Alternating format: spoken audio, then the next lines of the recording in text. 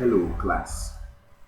We thank the God Almighty for converging all of us here on this channel to continue our studies on beginner for SPSS analysis. So, we have done quite a lot on how we import data into SPSS and how we enter data points into SPSS. Today, we are going to continue from where we ended the last time. So today we are going to work on frequencies, right? How we can calculate frequencies in what SPSS.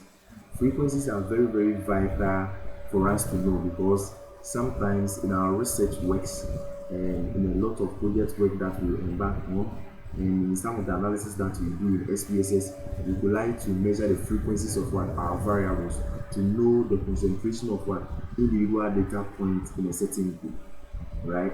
So when it comes to the Sitosa, for instance, we have when it comes to the species, for instance, we have three subgroups. That's the Sitosa, and then we have what we call the Vegicola, and then we have what we call the Veginica, right? So you want to know the frequencies that falls under the Sitosa, the Vegicola, and the Sinica, right?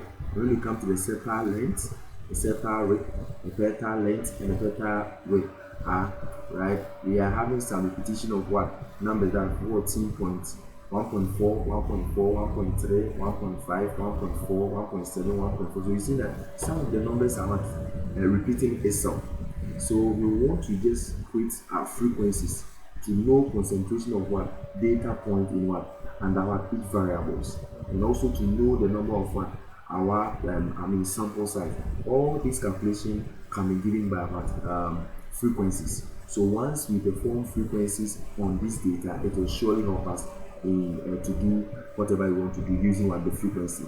So this is the data that we used in what our previous video. So for this data, we will put it we will put a link at the description below for you guys to download and then practice alongside. So this is SPSS for what beginners. So for us to be able to construct frequencies in SPSS, we have what we call a file, edit, view, data, transfer, and analyze. So you see analyze, so you just click on analyze. Once you click on analyze, then you come to what descriptive statistics. Once you come to descriptive statistics, the pop-up will come. We have the frequencies, descriptive, and the explore. So you just click on what frequencies. Once we click on frequencies, the pop-up will come. So here we have to move all the variables here. That is where you want to, the SPSS to calculate the frequencies for. Maybe you have a big data, then you don't want it to, let's say, calculate for all of the variables. You can choose to select the variables that you want SPSS to calculate the frequencies for you. So here, you just move them here, sepal length, come here, separate, come here, petal length, you come here, petal rate, you come here, and what species. So these are the variables that we have in our SPSS. So these are the variables, and we want to just check the frequencies of what the sepal length, the sepal rate, the petal length, the petal rate, and what species, right? So if you really want to do that, we just click on what OK. Once we click on OK, SPSS is going to load and give us the frequencies for what each and every variables that we have. So we had about 5 variables, right? So SPSS has given us the frequency table for the sepal length, frequency table for sepal rate, frequency table for petal length, frequency table for petal rate, and then what species, right? As you can see here.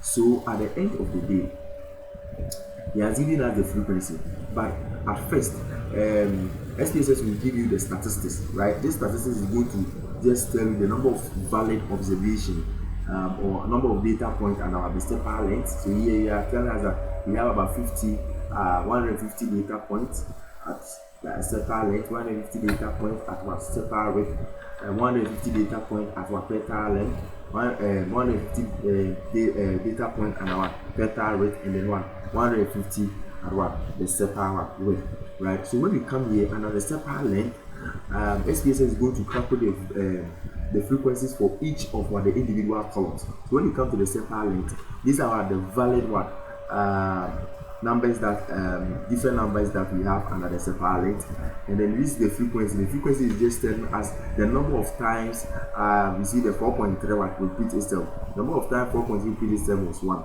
The number of times 4.4 repeat itself in the data was 3. The number of times 4.6 repeat in the data is what, 4. The number of times, let's say 5.0 repeat in the data was what, 10. Right? So we're just giving us the number of times these valid numbers are repeat itself in what, that column. So when you come here to, you see the SPSS has calculated the what for the percentages, right? So when you come here, the percentage is just calculated nicely. So you need to take the total 1 over the total of this and multiply it by 100 to get the percentage, right, for these frequencies. And then we have what we call the valid percentage. The valid percentage is just another, these are the valid numbers that we can find in that frequencies. So it will use that. So more or less the valid percentages are more or less the same as the percentage that you can see here, right?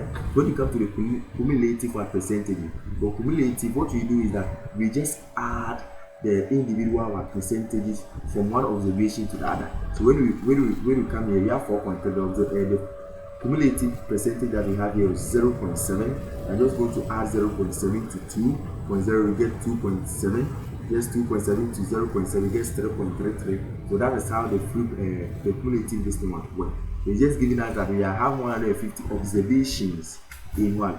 We are just having 150 observations in one separate rate. So that's the same explanation that I can give for the separate rate, the petal length, the petal rate, and then the rest. So let's come to the species.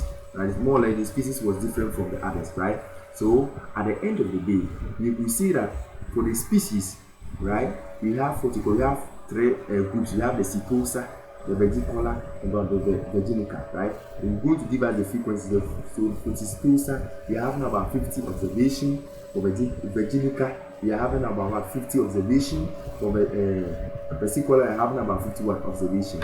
So after that, let's just go to calculate the percentages, calculate the valid percentages, and the cumulative percentages, as you can see here. So in the SPSS, this is how one can calculate for the frequencies and then use it to do this analysis in future. So kindly watch the video well and get yourself understand with all this kind of stuff that we are doing. This is Mathematics and Statistics Twitter channel. I encourage you guys to subscribe to the channel and like and then share for purpose to also benefits. Thank you. Bye. Have a nice day.